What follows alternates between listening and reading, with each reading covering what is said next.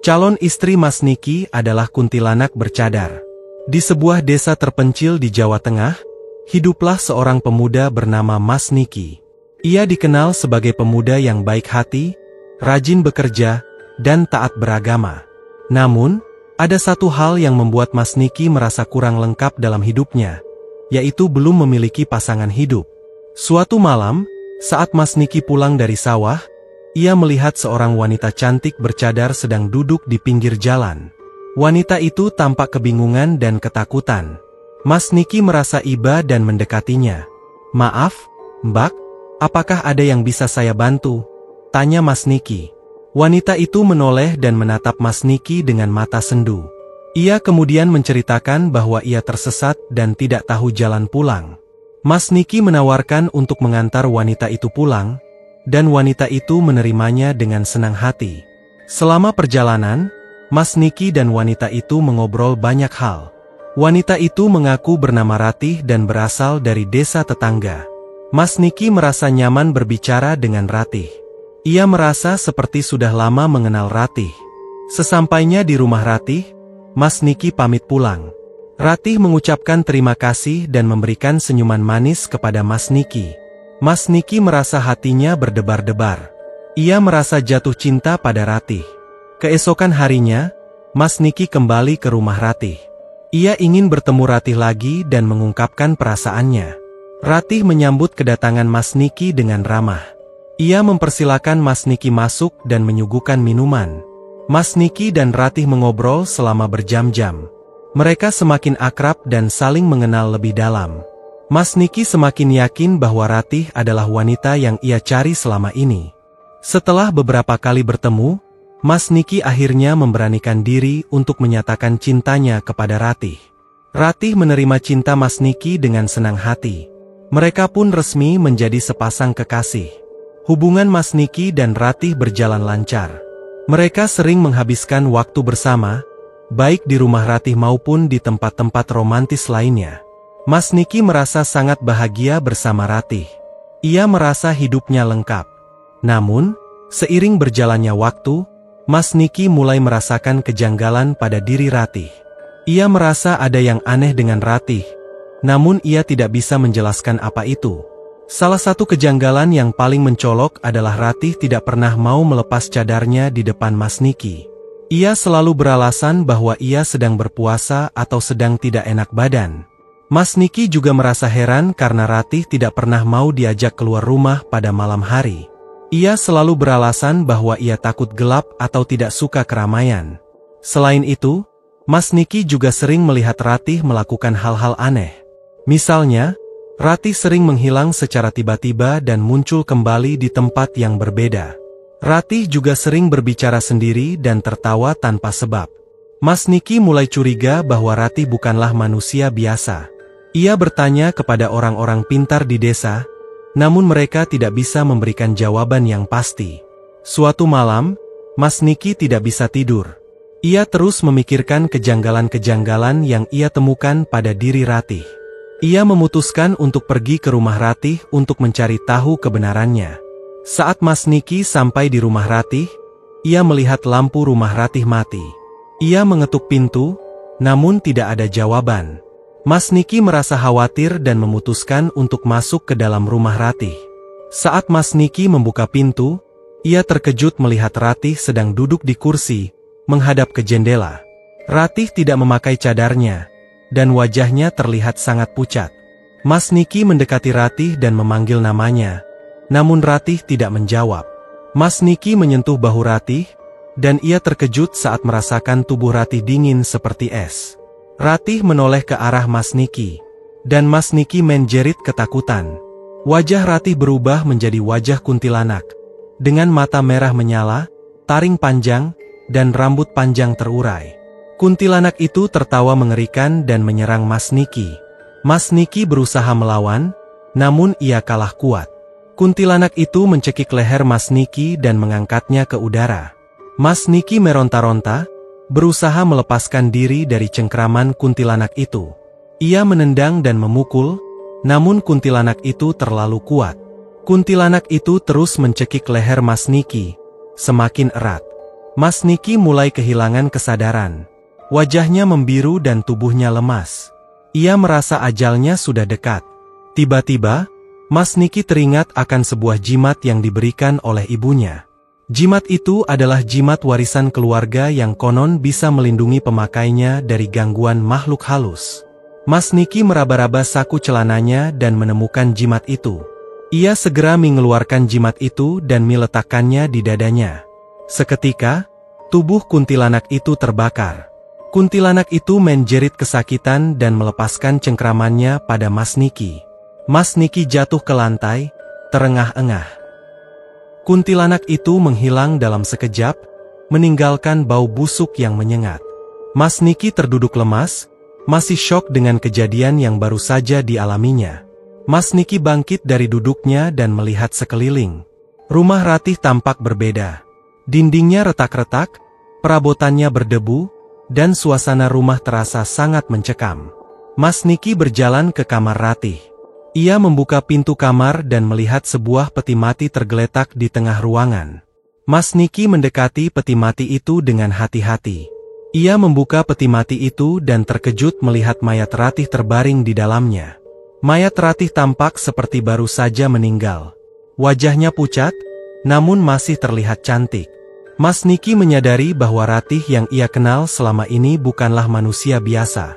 Ratih adalah kuntilanak yang menyamar menjadi manusia untuk mencari mangsa. Mas Niki merasa sedih dan marah. Ia tidak menyangka bahwa wanita yang ia cintai adalah makhluk halus yang jahat. Ia merasa dikhianati dan ditipu. Mas Niki menutup peti mati itu dan keluar dari rumah Ratih. Ia berjalan pulang dengan perasaan hancur. Ia tidak tahu harus berbuat apa lagi. Keesokan harinya, Mas Niki menceritakan pengalamannya kepada orang-orang pintar di desa. Mereka mendengarkan cerita Mas Niki dengan seksama. Salah satu orang pintar, Mbah Karto, mengatakan bahwa Mas Niki telah menjadi korban ilmu hitam. Ia mengatakan bahwa kuntilanak itu telah menggunakan ilmu pengasihan untuk membuat Mas Niki jatuh cinta padanya. Mbah Karto menyarankan Mas Niki untuk melakukan ritual ruatan untuk membersihkan diri dari pengaruh ilmu hitam. Mas Niki setuju dan mengikuti saran Mbah Karto. Mbah Karto melakukan ritual ruatan di rumah Mas Niki. Ritual itu berlangsung selama semalam suntuk. Mas Niki dimandikan dengan air bunga 7 rupa dan didoakan oleh Mbah Karto. Setelah ritual selesai, Mas Niki merasa lebih baik. Ia merasa seperti beban berat telah terangkat dari pundaknya. Ia juga merasa lebih tenang dan damai. Namun, teror kuntilanak itu belum berakhir. Malam itu, saat Mas Niki sedang tidur, ia mendengar suara ketukan di pintu. Mas Niki bangun dan membuka pintu, namun tidak ada siapa-siapa di sana. Mas Niki kembali ke tempat tidur, namun ia tidak bisa tidur. Ia terus memikirkan kuntilanak itu. Ia takut jika kuntilanak itu akan datang lagi untuk mengganggunya. Tiba-tiba, Mas Niki mendengar suara tawa kuntilanak dari luar jendela. Ia mendekati jendela dan melihat kuntilanak itu sedang duduk di atas pohon mangga, menatapnya dengan mata merah menyala. Kuntilanak itu melompat dari pohon mangga dan masuk ke dalam kamar Mas Niki. Ia mendekati Mas Niki dengan perlahan, sambil mengulurkan tangannya yang kurus dan berjari panjang. Mas Niki ketakutan dan berusaha melawan, namun ia tidak bisa bergerak. Kuntilanak itu mencekik leher Mas Niki dan mengangkatnya ke udara. Mas Niki meronta-ronta, berusaha melepaskan diri dari cengkraman kuntilanak itu. Ia menendang dan memukul, namun kuntilanak itu terlalu kuat. Kuntilanak itu terus mencekik leher Mas Niki, semakin erat. Mas Niki mulai kehilangan kesadaran. Wajahnya membiru dan tubuhnya lemas. Ia merasa ajalnya sudah dekat. Tiba-tiba, Mas Niki teringat akan jimat yang diberikan oleh ibunya. Ia meraba-raba saku celananya dan menemukan jimat itu. Dengan sisa tenaga yang ada, ia mengeluarkan jimat itu dan meletakkannya di dada kuntilanak. Seketika, tubuh kuntilanak itu terbakar. Ia menjerit kesakitan dan melepaskan cengkramannya pada Mas Niki. Mas Niki jatuh ke lantai, terengah-engah. Kuntilanak itu menghilang dalam sekejap, meninggalkan bau busuk yang menyengat. Mas Niki terduduk lemas, masih syok dengan kejadian yang baru saja dialaminya.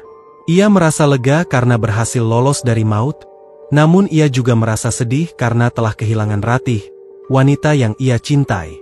Keesokan harinya, Mas Niki kembali ke rumah Ratih. Ia ingin mencari tahu lebih banyak tentang Ratih dan alasan mengapa ia menjadi kuntilanak. Mas Niki menemukan sebuah buku harian tersembunyi di bawah tempat tidur Ratih. Ia membuka buku harian itu dan mulai membaca. Dalam buku harian itu, Ratih menceritakan tentang masa lalunya yang kelam. Ia adalah seorang gadis yang cantik dan baik hati, namun ia memiliki nasib yang tragis. Ia diperkosa oleh sekelompok pemuda dan dibunuh dengan cara yang keji. Arwah Ratih tidak tenang dan bergentayangan menjadi kuntilanak. Ia dendam kepada semua laki-laki dan ingin membalas dendam dengan cara membunuh mereka. Mas Niki merasa iba membaca kisah Ratih. Ia tidak menyangka bahwa Ratih memiliki masa lalu yang begitu kelam. Ia juga merasa bersalah karena telah jatuh cinta pada kuntilanak. Mas Niki memutuskan untuk membantu Ratih menemukan kedamaian. Ia pergi ke makam Ratih dan berdoa untuknya. Ia juga meminta maaf kepada Ratih atas semua kesalahan yang telah ia perbuat. Mas Niki kembali menemui Mbah Karto dan menceritakan tentang buku harian Ratih. Mbah Karto mengatakan bahwa arwah Ratih masih terikat dengan dendamnya. Ia harus dibebaskan dari dendamnya agar bisa tenang di alam baka. Mbah Karto menyarankan Mas Niki untuk melakukan ritual pemanggilan arwah. Ritual itu bertujuan untuk memanggil arwah Ratih dan memberikannya kesempatan untuk mengungkapkan unek-uneknya. Mas Niki setuju dan mengikuti saran Mbah Karto. Mereka melakukan ritual pemanggilan arwah di rumah Mas Niki. Ritual itu berlangsung selama semalam suntuk. Mbah Karto membaca mantra-mantra kuno dan membakar dupa. Ia juga menggunakan keris pusakanya untuk memanggil arwah Ratih. Setelah beberapa saat, arwah Ratih muncul di hadapan mereka. Ia tampak seperti Ratih yang Mas Niki kenal, cantik dan anggun. Namun, wajahnya terlihat sedih dan penuh penyesalan. Ratih menceritakan tentang masa lalunya yang kelam dan penderitaannya sebagai kuntilanak. Ia juga mengungkapkan dendamnya kepada laki-laki. Mas Niki mendengarkan cerita Ratih dengan penuh perhatian. Ia merasa iba dan ingin membantu Ratih. Ia meminta maaf kepada Ratih atas semua kesalahan yang telah dilakukan oleh laki-laki.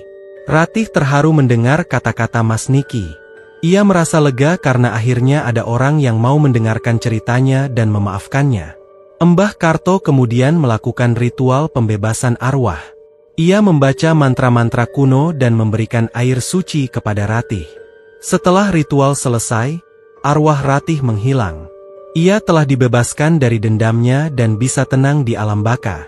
Mas Niki merasa lega karena telah membantu Ratih menemukan kedamaian. Ia juga merasa bersyukur karena telah terhindar dari bahaya kuntilanak. Mas Niki melanjutkan hidupnya dengan lebih baik. Ia menjadi lebih bijaksana dan tidak mudah percaya kepada orang lain. Ia juga lebih menghargai hidup dan tidak menyia-nyiakan waktu. Beberapa tahun kemudian, Mas Niki menikah dengan seorang gadis baik hati bernama Dewi. Mereka hidup bahagia dan dikaruniai 2 orang anak. Mas Niki tidak pernah melupakan pengalamannya dengan kuntilanak. Ia selalu berdoa untuk Ratih agar arwahnya tenang di alam baka.